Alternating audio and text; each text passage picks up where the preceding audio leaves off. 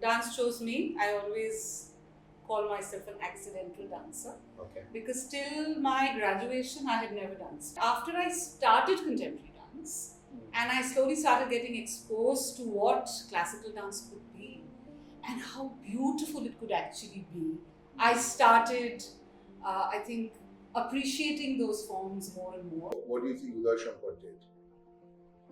It was not called contemporary at that time. Now I feel I can easily call it contemporary. Dance on the streets, dance inside a cafe, dance anywhere. And it didn't really matter where you were. It did not matter if you had music. It didn't matter if you had an audience. You would dance. A work that was, built around queer relationships, two men and a bed. I doubt anybody in this city would sponsor. You have played a formidable role in arts to talk about the legalities. Legalities of good touch and the bad touch. So if you are sitting on the wall and you are not taking a side, you are on their side.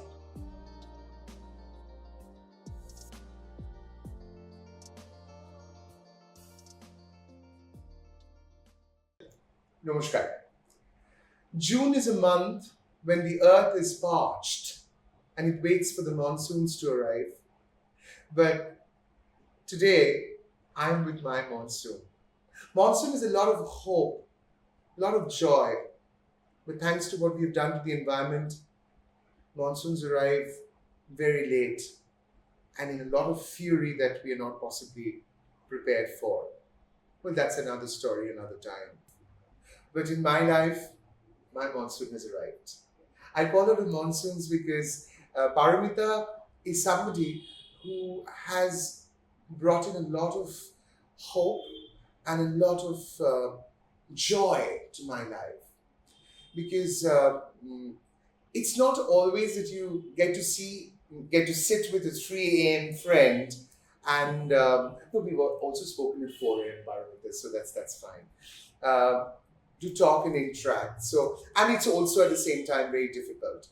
But before we start this conversation with this interdisciplinary artist who chose to live in our city of Kolkata and works worldwide, I must thank all my viewers of No Format who's shown so much of love and solidarity and longing to watch this. We are extremely grateful to all of you, for your feedback and love and criticism. Do keep writing to us on the comment box so that we get to know how you feel about No Format and what all you want to see. Paramita plays many roles. She's a curator, she's an arts manager, she's a performer, she's a choreographer, she's a healer, she's a yoga expert. She's an actor. She actually builds in many roles. She's more interdisciplinary than one can imagine. Let's actually begin from the core. Why did you choose dance? Why did you dance? Okay. So, firstly, I love you. Yeah, I love you too, and thank you for that grand introduction. So, actually, I did not choose dance at all. Dance chose you.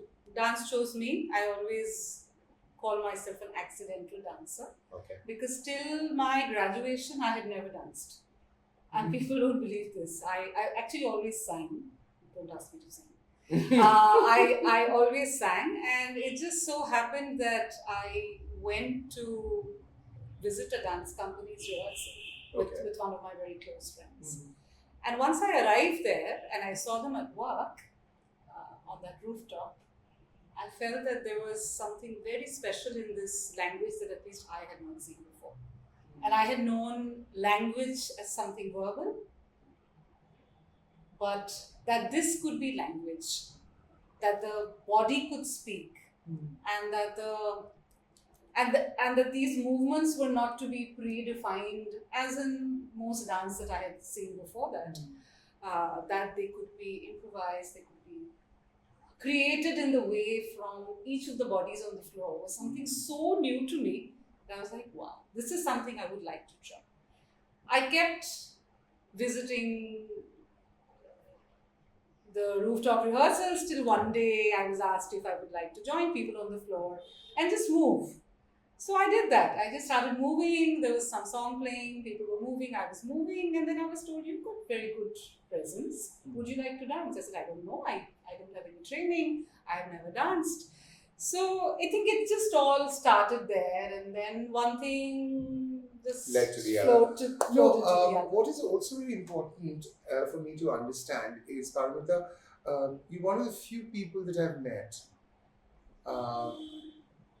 All right, I mean, we can come back to the backstories. This is a no-format interview. Nobody has told me to ask you questions in a sequence, and you're a goddamn friend. I can't ask you I questions. don't even in a know sequence. what questions he's So I asking know. me, so No, but this is interesting that you never danced till your graduation, and typically in an Indian household, they teach you classical dance. You put them into classical dance, but you found a new language in the contemporary format.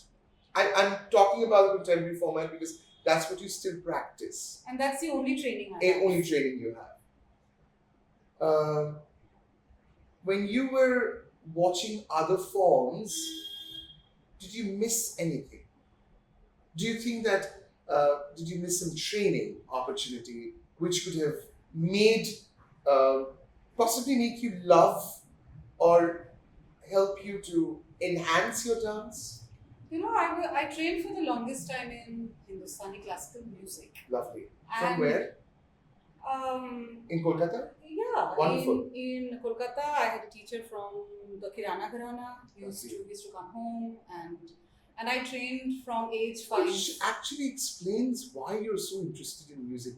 I never knew that you were in. Really? Yeah, I know you for so many years. I never knew that you were training classical music. Wow. Yeah, Nice. I had long training in music. Yeah. Okay. But once I started dancing, I felt I did not want to be half-hearted with music. So I just one evening I quit, and my teachers came and I said, "Ami yaar, gaan shikho na." Which means I don't want to learn music anymore. And it was heartbreaking for my teachers. It was heartbreaking for my mother, who was especially very fond of my music.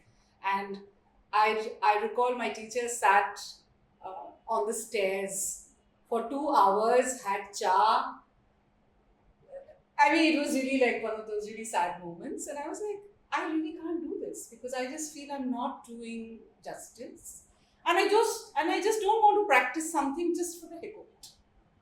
So I just let it go. So you always spoke your mind.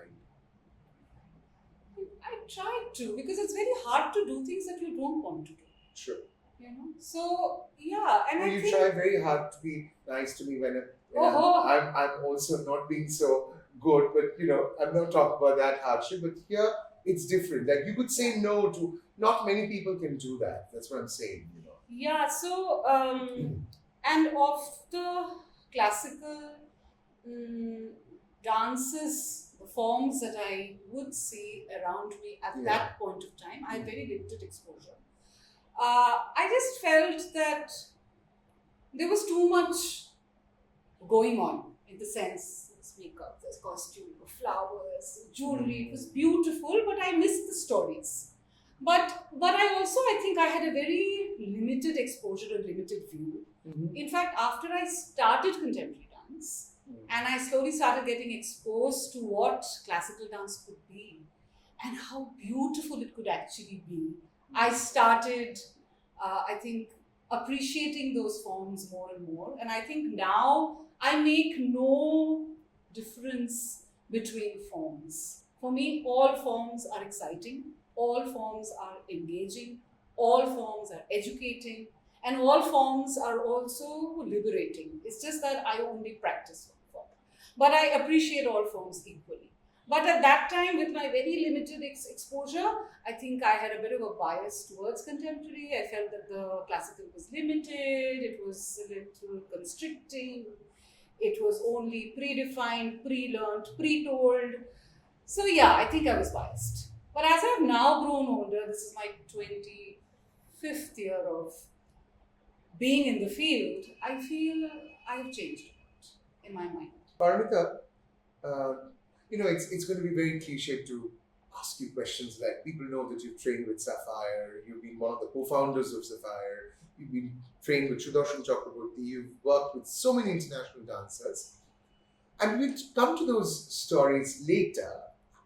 But what is important for me is when I say and when I introduce you to an audience saying that my friend is a change agent in arts, how did you envisage these changes and what do you think you've brought about?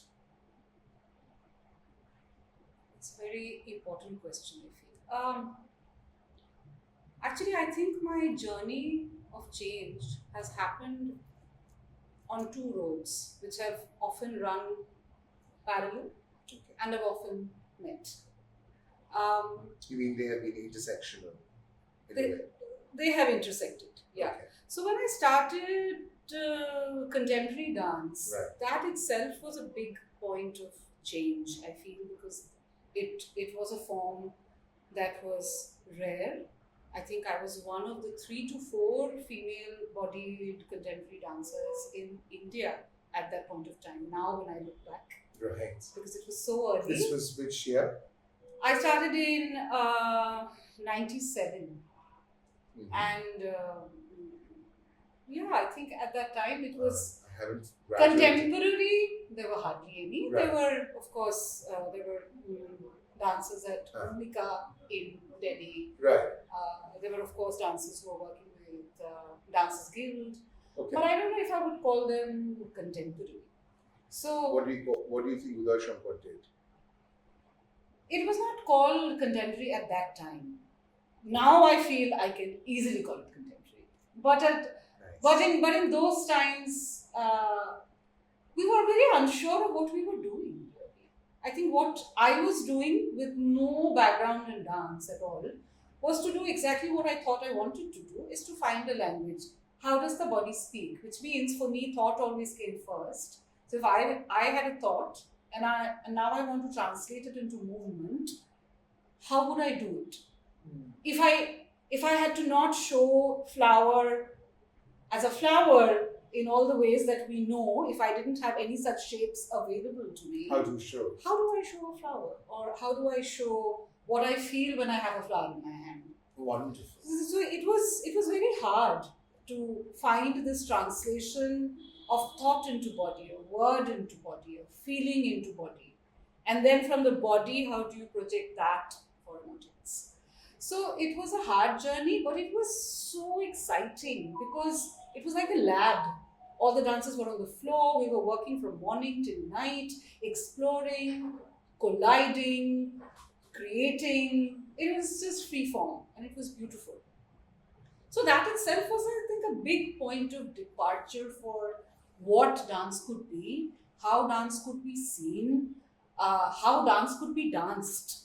Because I think people, at least in this city, were used to a certain kind of movement, a certain kind of dance, or at least what you could call dance. Yeah. So I think it was a huge departure. And then how dance was treated. Dance on the streets, dance inside a cafe, dance anywhere. And it didn't really matter where you were. It did not matter if you had music. It didn't matter if you had an audience. No dance. And I think that is a freedom that I got very early in my career, thanks to my teachers and my collaborators and the other dancers that I worked with. That very early, no format was something that was, I think, embedded in the way I work, that there are no rules. You make yours.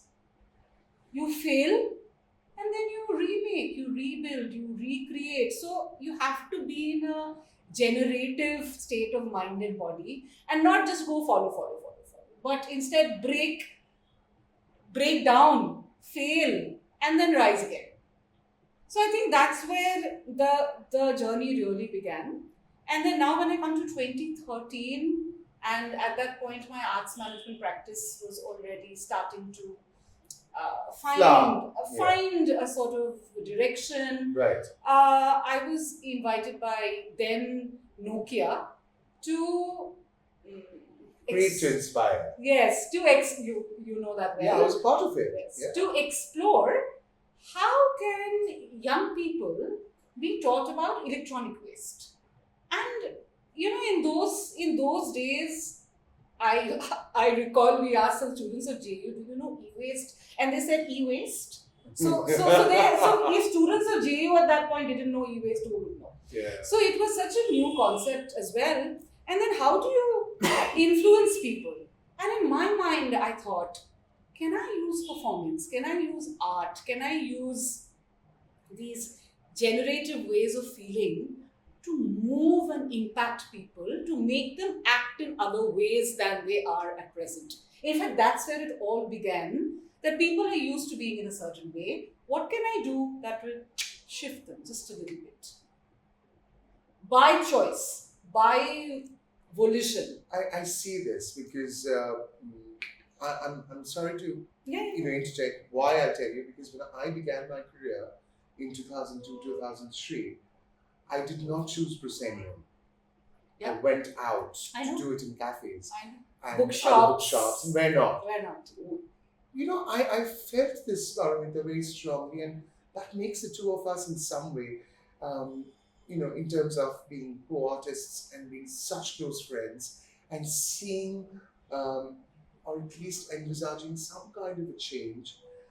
You and I have created our audience, Yeah. which it wasn't given to us. Yeah. This is exactly why the film industry has been very insecure about casting me. It's not about the gender type or the gender prototype. It's about this guy, or whatever gender they think I am, has created his audience, which you did so many years back, which I did so many years back. And I think that's one of the biggest change that we brought to arts. We have created audience, and we're still creating audience. The way you sought crowdfunding for, well, let's come to that, because I'm yet to learn that. I've never been able to do crowdfunding for anything except for the first time that I did, if you at all call crowdfunding, was the first edition of Monologues Festival that I did at Max Muller, when my partners walked out on me and I had to ask friends, 20 friends came in to pool money to do that. But that was disorganized crowdfunding. But what you do in terms of crowdfunding is phenomenal. And I really wanted to talk about that independent dance platform that you have introduced in the city, and now which is a national phenomenon. I'm so proud of you. And it's almost like being proud of your own children. That pride, I have a lot of paternal pride for you, Paramita. No, she's important. I am older than you. He always says I'm younger, but I'm actually... No, but I'm telling you, I feel that pride for you. Can you talk about this dance platform and how did you seek crowdfunding? So I'll start with where it all started. So I had watched Mandeep Rekhi's Queen Size. You've made me watch that. I saw it a few times because it's been, I don't know how many times it has been performed across the world, more than 200-300 times. And I saw this work and I'm like, wow. Now, if this does not travel to Kolkata, it will be a real loss for the city. And I asked Mandeep, do you have any plans? And he said no. So I'm like, okay, how do I bring this work to the city? And I was racking my brains. And at that point of time, a work that was, built around queer relationships, two men and a bed, I doubt anybody in this city would sponsor that. So I didn't even know where to go, who to ask. So I said, I've heard of this idea called crowdfunding, where people come and pay. What does it mean? So I just started doing some research, and I just started asking people I knew that, this is the work. I want to bring it. I feel the city should see it. Would you be interested in being part of it? And I just send out messages. At that time, I think Facebook was there already. So I put out a message on Facebook. And I said, it's not only money, you come with ideas, come with a car, come with a place to stay, come with a dinner. Yeah. I mean, just come with anything. And it just, I didn't raise too much money. It was a very small amount, and Mandeep and team were very kind that they did not really take fees I remember I saw or in any of Avance those Gallery. things. Yeah. So they did not really charge me a large fee. In fact, some very token money and just the travel. Aban said that I have this gallery. And in fact, I had been to Range before and I had seen the space and I thought it would fit queen size really well. So I asked her that would you like to do this? And he said, oh, let's do it. So it just things just fell into place. And I must mention Sunil, who said that do it. I will give rooms for them to stay. They can eat in the canteen.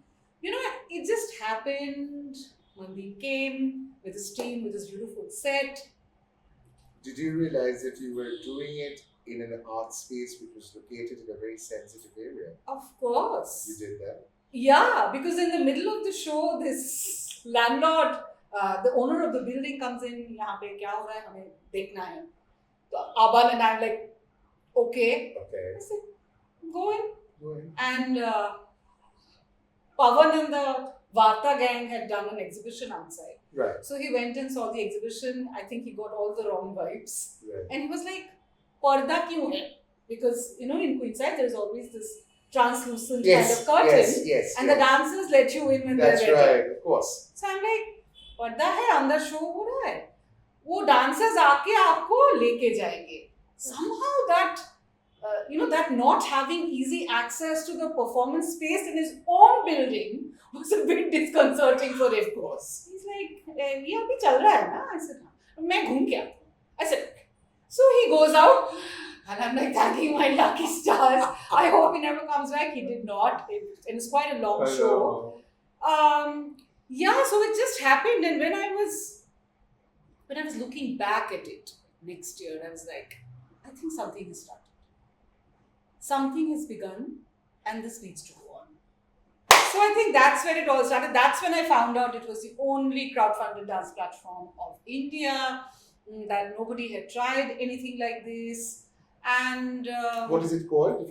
It's called At the Still Point, and it's one of my favorite lines from Elliot. At the Still Point, there the dance is, and we call it a platform of dance funded by dance lovers. That's what it is. And it's been now 6 years at the Still Point, and we've brought in myriad artists. We made a work which has traveled. And this year we made a new platform at the Still Point that we did with Pickle Factory, the Dance Foundation, that we called Finding Ground, which is a platform for emerging performers. And this has been our first act, and it was quite interesting to see the kind of work we could bring, the kind of conversations we had, other than the showcase, and the kind of engagement we were able to build for the artists who came for the show, the audience that came to watch, the people who came for the open table conversation, for the coffee clutch that we did next day. I think it was very interesting. Let's talk about conversations. You have created a lot of conversations through your work. Good or bad? Good for me, because it has... Alright, no format has never been a confession box, but yes, when I'm seated with my guests, I always tell my audience what I've learned. So, Paramita was the first person in my life as an artist who made me aware of the environment, nature, and how to react to it, and how do I integrate my work and nature together. That is something I've learned from her. One of the many things that I've learned from her. And of course, at the back of my mind, when I started out, I knew that I had to create a dialogue through my arts. That was there. But what I learned from you is creating conversations. Paramita, we need to speak about this. We need to address this. I remember that, after you came out of a comfort zone where you've been working for many years, you started a completely new journey. And here, the concept of space was redefined, was being redefined, was being abused, was being reoriented, was being challenged, was being introduced again, reintroduced. Tell us about it. With no holds barred. Yeah. I am a great believer of the liminal, which means that things are always in flux. They're always in transition. Right. Change is natural. If you stop it, you'll get stuck. Hmm. I think I settled in the space of a company where I started my performing career. Everything that I learned about performance, the performing arts, started there. Because as I said, I had no exposure before that. And I learned everything from the space, from the people in the space, from the various guests and teachers who kept coming from different countries of the world. From 2007 onwards, every year we had such exciting teachers who came to work with us. I think everything changed because of the people I met, the things I learned, the way I was able to process them in my own way. And everything was happening at the same time. 2010, I also started Arts Forward. So my arts management journey also began. As I said, these roads ran parallelly. But in my dance space, I was a little stuck. Because even though I had spent so many years there and we had made so much work, I think I spent more time passing on the knowledge to newer bodies. But I didn't have so much scope to grow myself. And that happens, I think, in all organizations and companies. The older people often feel that they are not getting enough time and space to grow on their account. Because often you spend so much time in the admin, in the running, in the performing, in the creating of other artists, other performers, spaces, initiatives, festivals. So much we did in those, in my 24 years with that organization, that I think I left my personal journey of learning a little behind. So that I felt happened. And it just so happened that 2020, the year of the pandemic, early that year, I went to Goa to train at a festival called Sanskar. And there were eight teachers, I think 4 of whom came from other countries and 4 were from India. And I was suddenly in the middle of 60 bodies with only about 9 or 10 bodies from India. And even those bodies, I didn't know any of them other than 1 or 2. And I was suddenly in a space of discomfort because I knew nothing. I didn't know, I had no clue of the forms they were teaching, though it was all contemporary. I didn't know these co-dancers on the floor. They were all unknown. I was in a well. I was alone. I was isolated, and I was shit scared. I don't know any of this. How is this even contemporary? I haven't learned any of this. Strangely enough, I did not let it define me. I failed. I just failed. I could take some things. I could not take the other things. I learned a lot about improvisation, how certain the techniques were used, how to work with other bodies, how to work with word, how to work with the reflexes that we have. I learned a lot, but maybe not the way the other dancers learned, because they were clearly more exposed to that form. When I came back to Calcutta and I took that onto the floor, there was immediate resistance. That this is good, it can be a part of training, but I felt strong discomfort. And it was a strange kind of discomfort I also felt through the years, that whenever these teachers would come and they would hand over some brilliant skills to us, the skills were not allowed to be taken into the work. As in, we always went back to older patterns of learning, older patterns of making, older patterns of choreography. And I felt that there was very little space to actually try out these new things that came. We would be told, why don't you try it out? But then for me to try it out, I need time and space. And I felt there was not much encouragement for that to happen. It happened during the COVID year. 2020, I felt, was a year of fast transitions because we were stuck in our homes. And I started Art Alone Together in 2020 March because I felt we were going to be stuck in our homes for a long time. Start an initiative already. So March 17th, before we went for the lockdown. For the lockdown, where there was a lockdown trial. Of course, yeah. There was a curfew. Yeah. There was a Janta curfew. I did an art curfew on the same day. We said, send us your art and we will show it online. So Art Alone Together started in March. My dance company immediately followed and said, oh wow, this is very good. Amrao kichu kori. So things also started happening at Sapphire. The dancers started creating new work.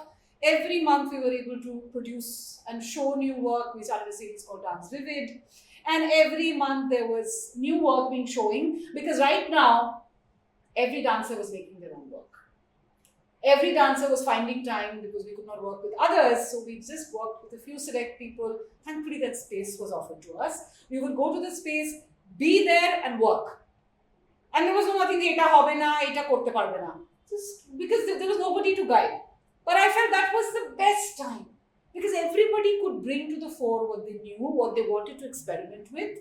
And in 1 year, there were 12 new pieces that were made by all the dancers. Wow. So that was a wonderful year. And I wish we could have more of that kind of freedom to be who you are, who we were. Because we had such excellent dancers. But somehow we were very bound, and this is what happens, we say that we are breaking away from the mainstream and we are the subaltern and everything is going to be experimental and new. But how fast that becomes mainstream? How fast this alternative becomes mainstream, and then what happens to the people who dreamt of staying alternative? So I think I got lost there. That, now it's become so proper, but I did not join for this properness. I started on this journey where I was uninitiated, and that is why it was so exciting. But I somehow was getting a little disillusioned with the way things were becoming more and more mainstream and showy and shiny and glittery. Did I not enjoy it? Of course, when I was on stage, I would enjoy it. But when I wasn't, I was like, is this what we do? So I think there was a point of departure. It was already happening. The road was getting forked.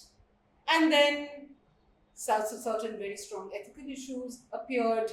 And I said, this is it. This is my night at the well. I'm going to take this moment.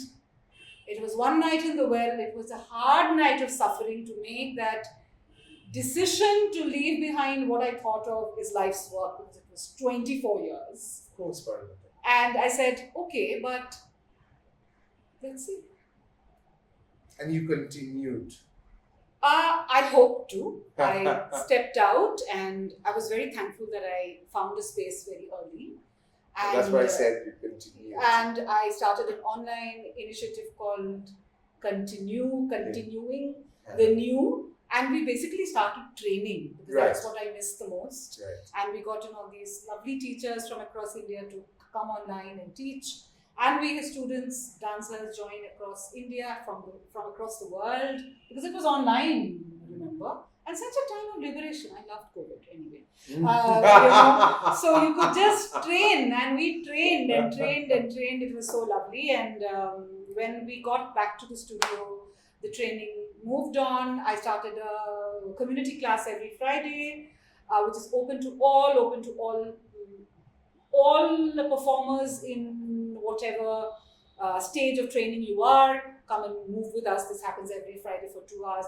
There's no fees. We just keep a box and you can drop anything that you can.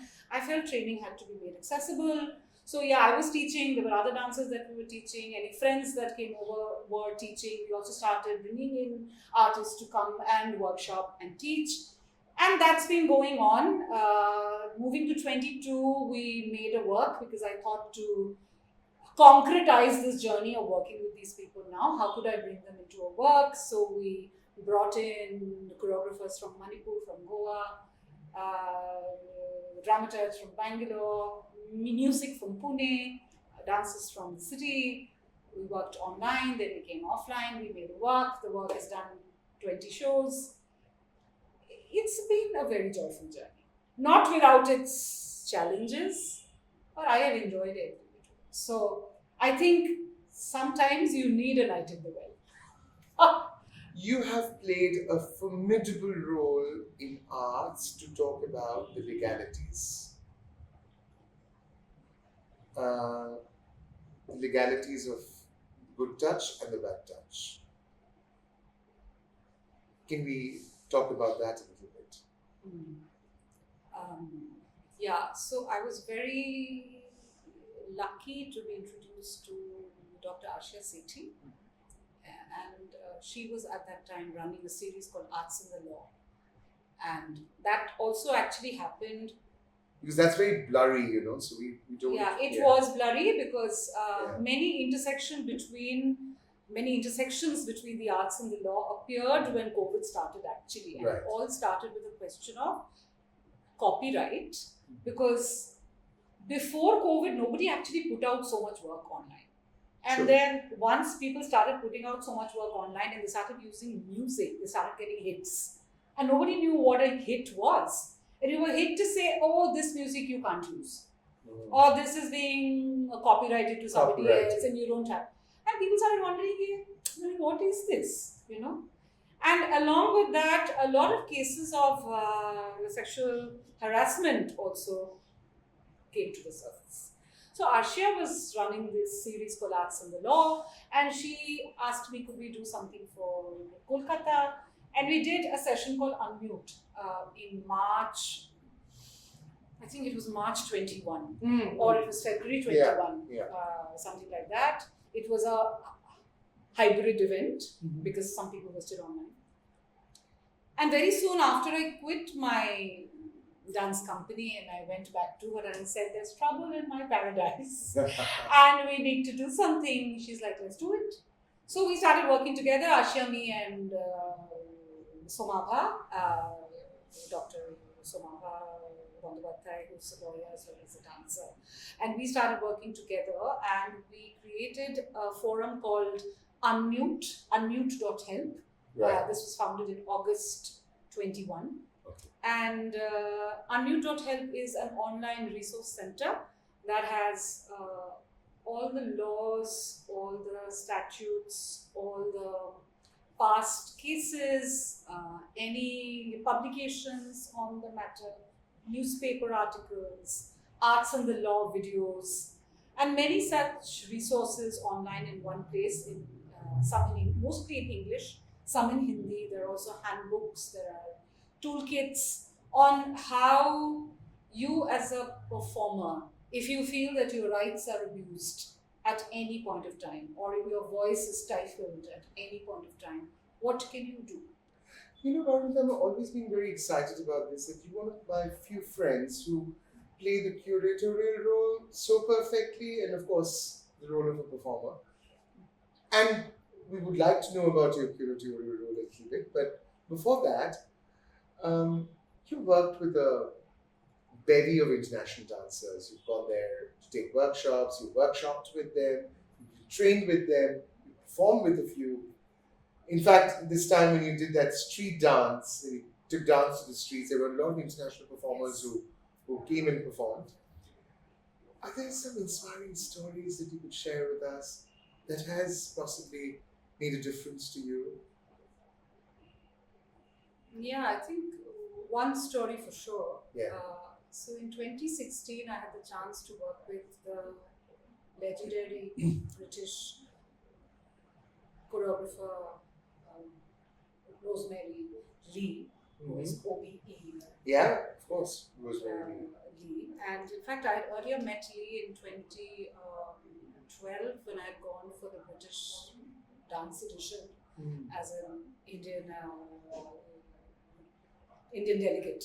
Right. So at that time, I had heard her interview, and I was absolutely blown by her work. And I had no idea that back in 2016, when I would go for the secondment of my South Asia Fellowship, I would be assigned to work with her. So I go into the meeting, and I'm sitting in front of Rosemary Lee, and it was one of those moments. More than that, I think the work that at that time she and Simon Whitehead were doing, a piece called Calling Tree, which is where the tree calls out to people and asks them to look up. So most people walk under trees, through gardens, through forests, looking at things on the ground, and most often they're just looking at their phone, even when they're walking under trees. Right. How many people look up to look at the trees, to look up at the tree canopies, and how the tree canopies can be really close to each other, but yet be shy How sweet. and have a little bit of gap, between the two Right. canopies of the two trees. All the other forms of life that live on a tree, and a tree holds so much. It is just not its own body. How does the tree call out to us? And this project was being restaged for the Bloomsbury Festival, and it was in the St. George's Park. And the park itself has a number of, I think, almost, at least 50 to 60 London plane trees, which are toweringly high, like 60 to 80 to 100 feet, and with huge canopies and elaborate branches. So she sends up performers on the tree. Wow.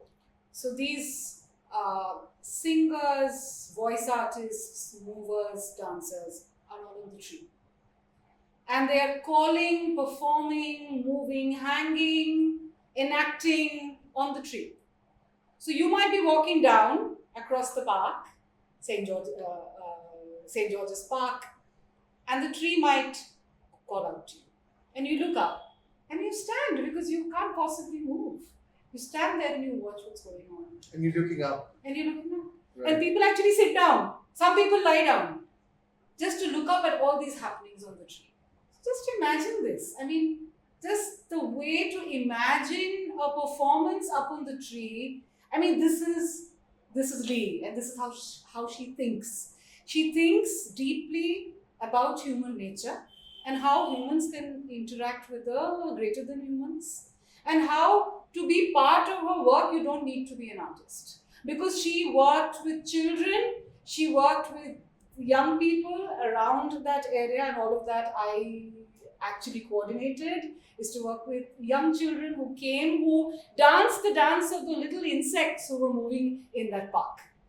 Wow. Any jungle or any little park you go where grass is there, you will see these tiny newts. I'm almost And reminded these- of the Amitabh Ghosh novel. Yeah, and these newts will dance in a certain pattern, Randinava. right? Yeah. The newts will dance in a certain pattern. She made the children follow that.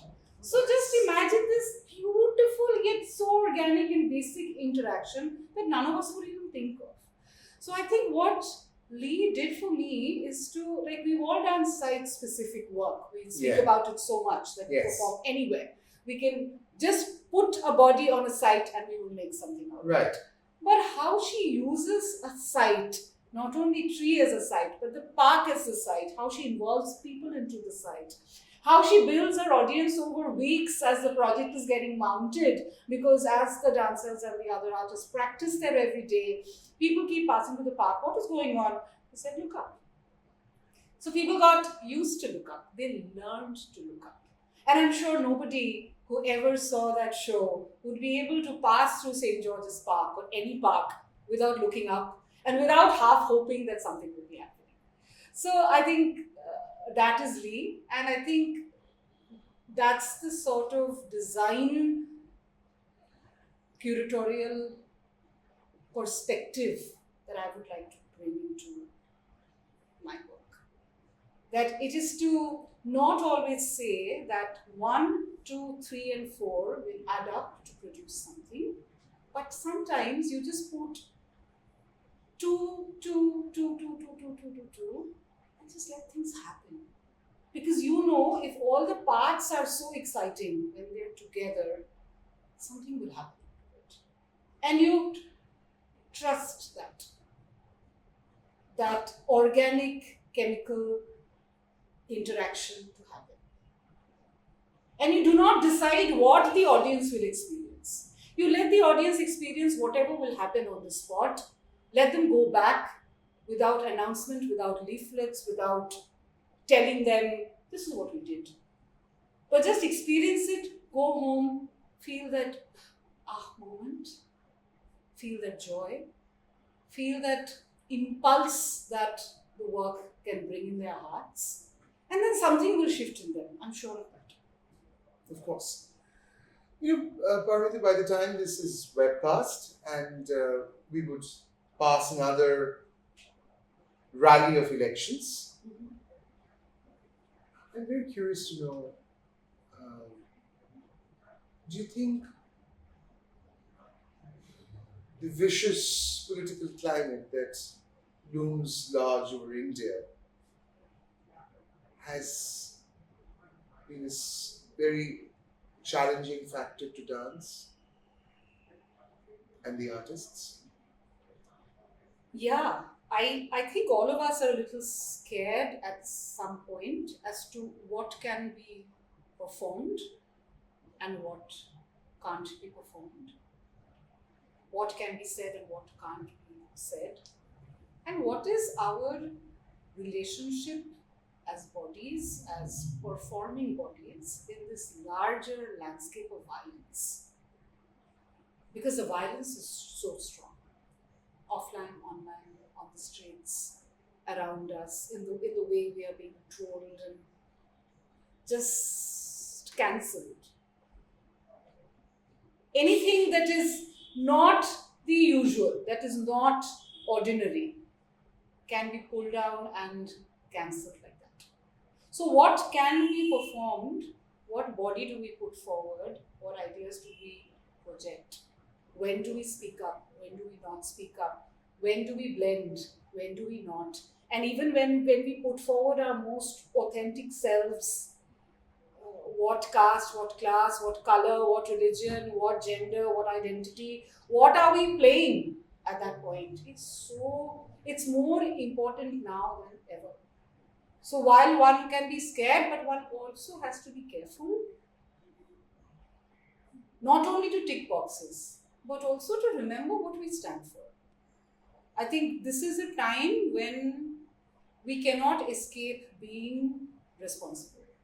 Because we can be only on one side of the wall. We can't sit on the wall anymore as artists, though many people want to do that still. But we're all eyes, we're all watching. So if you are sitting on the wall and you are not taking a side, you are on their side. If you're not on our side, then you are on their side. So there is no other space to hide anymore. I think that's gone. So while that is scary, but it is also very revealing of people, who they are, their choices, their natures, who they are calling out. Are they calling out at all? Sorry, this conversation is going to be incomplete because I don't know. No format is supposed to be a work in progress interview because we don't know where it ends because conversations do not end, should not end. Paramita and I are hopeful that possibly the newer generation of artists who come up shall possibly not sit on the wall. Let's hope for the best. I have a question. Yes. Why are you doing this series? Thank you for asking me this because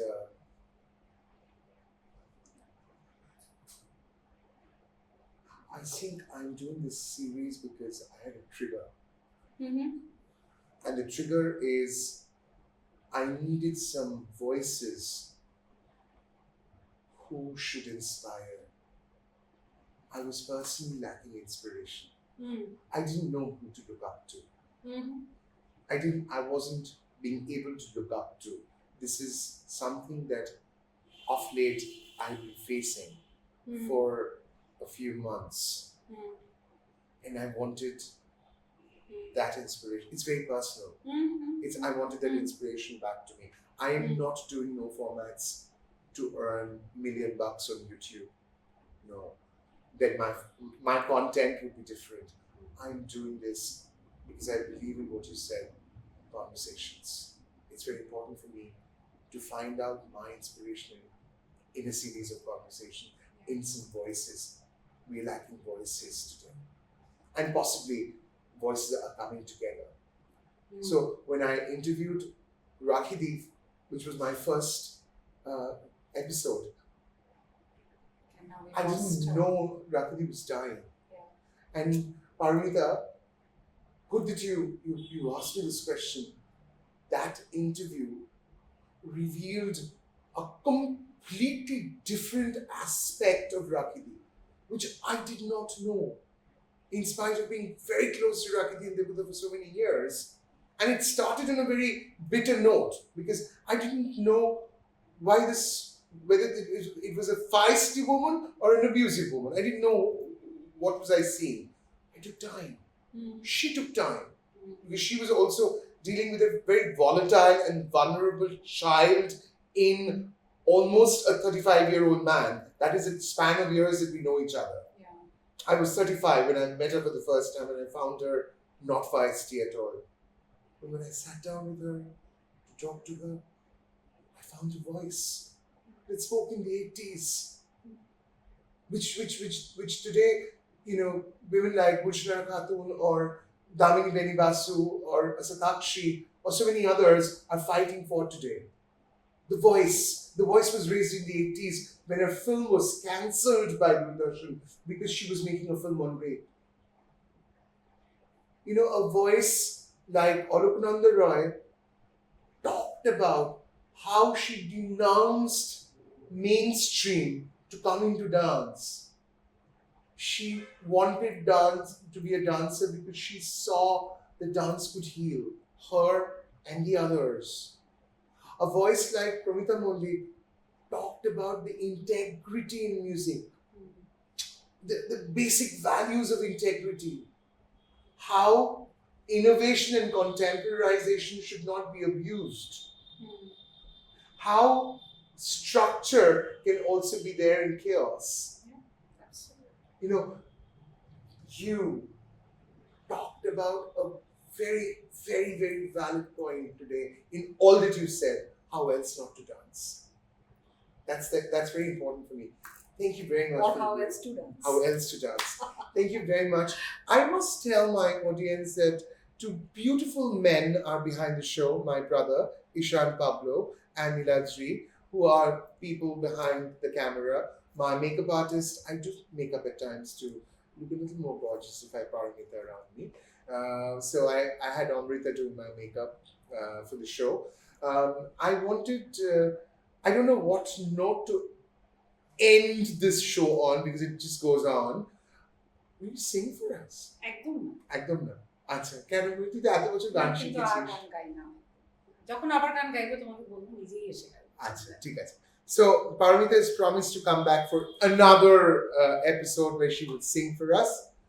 On that note, ladies and gentlemen, friends, please keep loving no format and don't live a formatted life.